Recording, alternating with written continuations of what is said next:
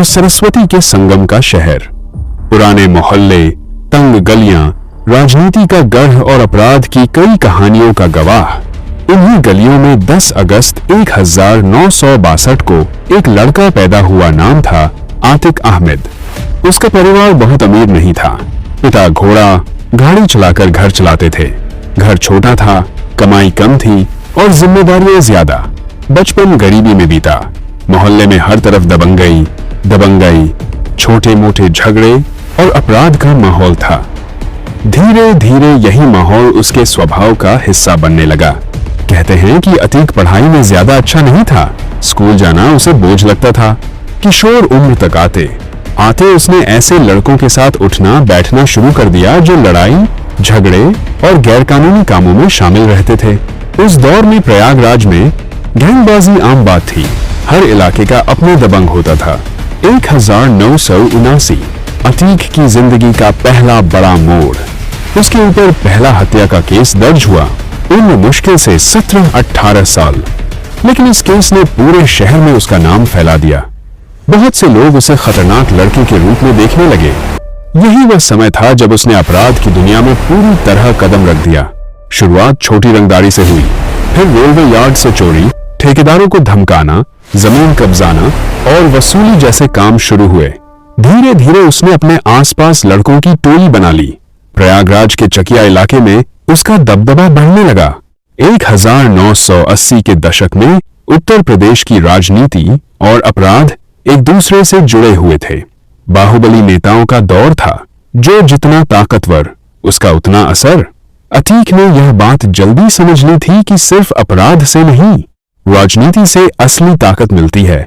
वह एक बड़े स्थानीय गैंगस्टर छांद बाबा के संपर्क में आया। शुरू में उसने उसी के साथ काम किया, लेकिन समय के साथ दोनों के बीच टकराव बढ़ने लगा। 1989 में दोनों ने विधानसभा चुनाव लड़ने का फैसला किया। छंद बाबा चाहता था कि आतिक पीछे हट जाए, लेकिन उसने मना कर दिया। चुनाव हुए और नतीजा आया तो पूरा शहर हैरान रह गया। अतीक अहमद निर्दलीय उम्मीदवार के रूप में चुनाव जीत गया, लेकिन चुनाव के बाद शहर में हिंसा भड़क गई, गैंगवार हुई और छांद बाबा की हत्या हो गई। इसके बाद प्रयागराज में अतीक का दबदबा और तेजी से बढ़ गया। अब लोग उसे सिर्फ अपराधी नहीं बल्कि बाहुबली नेता कहने लगे थे। 1989 से लेकर 2004 तक वह लगातार विधायक बना रहा। कभी निर्दलीय, कभी समाजवादी पार्टी, कभी अपना दल। उसका राजनीतिक प्रभाव इतना बढ़ गया कि पुलिस और प्रशासन भी उसके नाम से सावधान रहने लगे। उसके ऊपर हत्या, अपहरण, रंगदारी, हमला और जमीन कब्जाने जैसे कई केस दर्ज होते गए, लेकिन गवाह अक्सर मुकर जाते थे। लोग डरते थे। कहा जाता था कि अगर कोई उसके खिलाफ खड़ा हो जाए तो उसकी जिंदगी मुश्किल हो जाती थी। 1990 का दशक आते अतीक प्रयागराज का सबसे चर्चित नाम बन चुका था। उसकी गाड़ियों का काफिला निकलता तो लोग रास्ता छोड़ देते। उसके समर्थक उसे गरीबों की मदद करने वाला बताते थे। कई लोग कहते थे कि वह जरूरतमंदों की सहायता करता था, शादियों में पैसे देता था और अपने इलाके में लोगों की मदद करता था। लेकिन दूसरी तरफ उसके विरोधियों और पुलिस रिकॉर्ड में उसकी छवि एक खतरनाक गैंगस्टर की थी। उसके ऊपर दर्ज मामलों की संख्या बढ़ती गई। पुलिस रिकॉर्ड के अनुसार 100 से ज्यादा केस उसके नाम पर दर्ज हुए। हत्या की साजिश, अपहरण, वसूली अपराधों की लंबी सूची थी। 2004 में उसने फूलपुर लोकसभा सीट से चुनाव लड़ा। यह वही सीट थी जहां से कभी जवाहरलाल नेहरू सांसद बने थे। अतीक चुनाव जीत गया और संसद पहुंच गया। एक गरीब परिवार का लड़का जो कभी गलियों में घूमता था, अब दिल्ली की संसद में बैठा था। लेकिन उसके पीछे अपराधों की परछाई लगातार बनी हुई थी। फिर आया 2005। यह साल उसकी जिंदगी का सबसे बड़ा मोड़ साबित हुआ।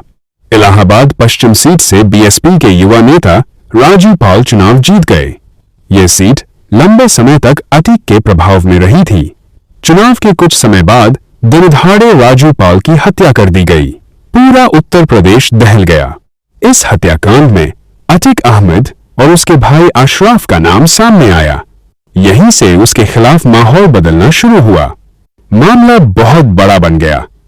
मीडिया, पुलिस और राजनीति हर जगह उसका नाम चर्चा में था। राजू भाऊ हत्याकांड का एक मुख्य गवाह था उमेश भाऊ। 2006 में उमेश भाऊ के अपहरण का आरोप भी अटीक पर लगा। धीरे धीरे उसके खिलाफ कानूनी शिकंजा कसने लगा। हालांकि कई सालों तक मुकदमे चलते रहे और वह राजनीति में सक्रिय बना रहा।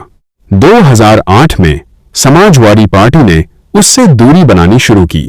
उसका राजनीतिक प्रभाव धीरे धीरे कमजोर होने लगा, लेकिन अपराध जगत में उसका नेटवर्क अब भी मजबूत था। कहा जाता था कि जेल के अंदर से भी वह अपना गैंग चलाता था। पुलिस पर आरोप लगते थे कि वह जेल में भी विशेष सुविधाएं पाता है। उसके डर का असर अभी भी कायम था। 2017 के बाद उत्तर प्रदेश में माफिया के खिलाफ सख्त कार्रवाई शुरू हुई। कई बड़े बाहुबलियों पर दबाव बढ़ा।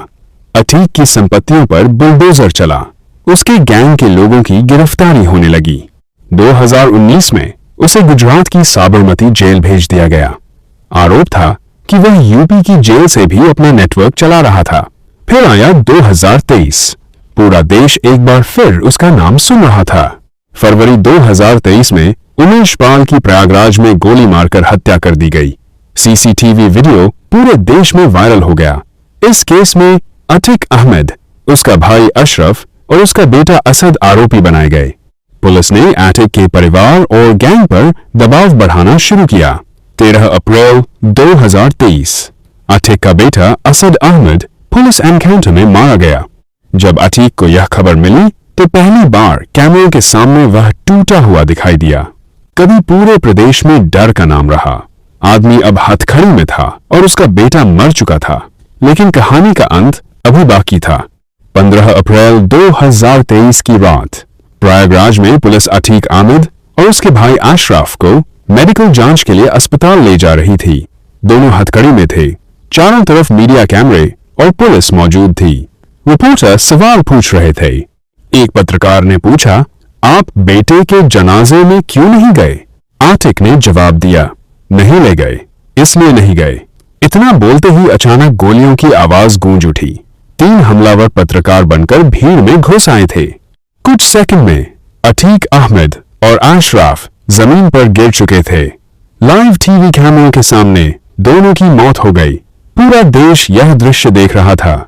जिस आदमी के नाम से दशकों तक लोग डरते थे, जिसने राजनीति और अपराध दोनों दुनिया में ताकत हासिल की, जो कभी प्रयागराज का सबसे बड़ा बाहुबली माना जाता था, उसकी कहानी कुछ सेकंड में खत्म हो गई। उसकी मौत के बाद पूरे उत्तर प्रदेश में सुरक्षा बढ़ा दी गई। कई सवाल उठे। कैसे पुलिस सुरक्षा के बीच हमला हुआ? कैसे हमलावर इतने करीब पहुंच गए? क्या यह सिर्फ हत्या थी या किसी लंबे दौर का अंत? आज भी अतीक अहमद की कहानी भारत में अपराध और राजनीति के रिश्ते की सबसे चर्चित कहानियों में गिनी जाती है।